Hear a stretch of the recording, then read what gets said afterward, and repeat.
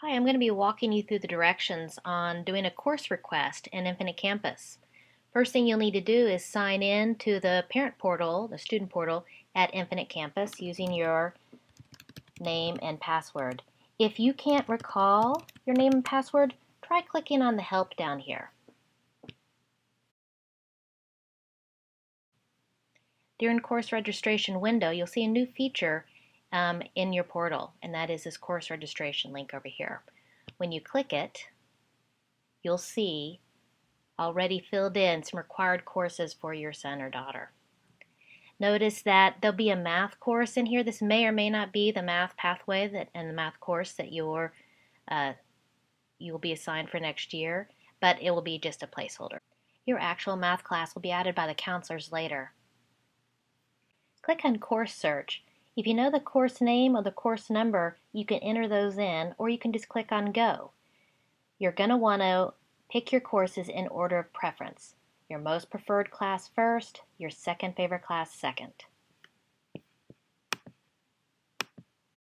Refer to the planning guide, noting on the inside the course name and the course number of the courses you're interested in taking. Again, it's important to enter these into the system in order of your preference.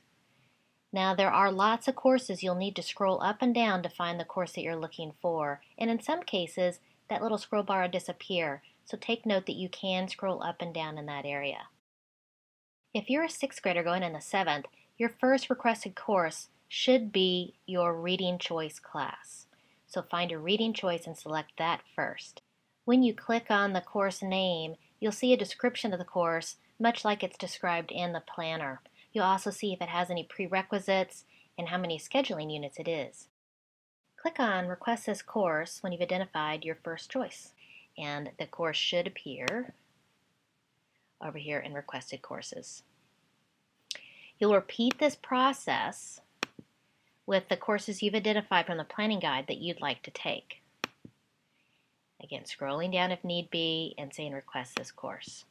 Notice that as you add, the units will begin to add up too, and what we're looking for are 28 out of 28 units. So continue the process until you get to 28 out of 28. Now, a reminder that you want to pick these courses in your order of preference. I've noticed that in my requested courses, though, that they're not always showing up in the order that I originally put them in. At the end, we'll confirm and check that they're in the order that you want them. Now that I have 28 out of 28 courses in order, I'm good to go to continue moving on to select some alternate courses. The alternate courses will be used if there are conflicts in your first requested courses. So I'll do the same process. This time, though, I'm going to want to add 4 alternate courses. We're looking for 4. If you decide this is something you don't want, you can click on it and choose Drop this request, and it will remove the request. So add 4 classes as alternates.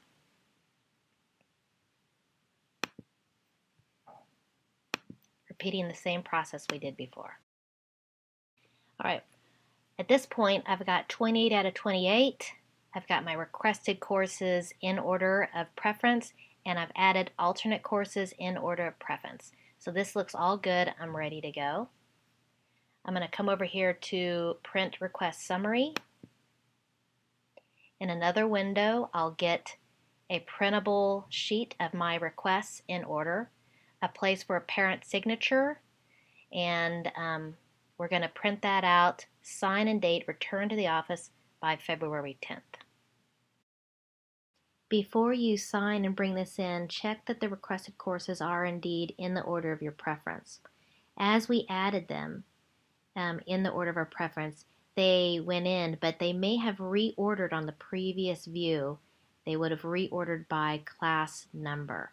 You'll see in the printout version the number of the order that you actually selected them in and the number that we're going to be in the order we're going to be taking and using to build the classes. So again, check to make sure these represent the order of preference of your classes.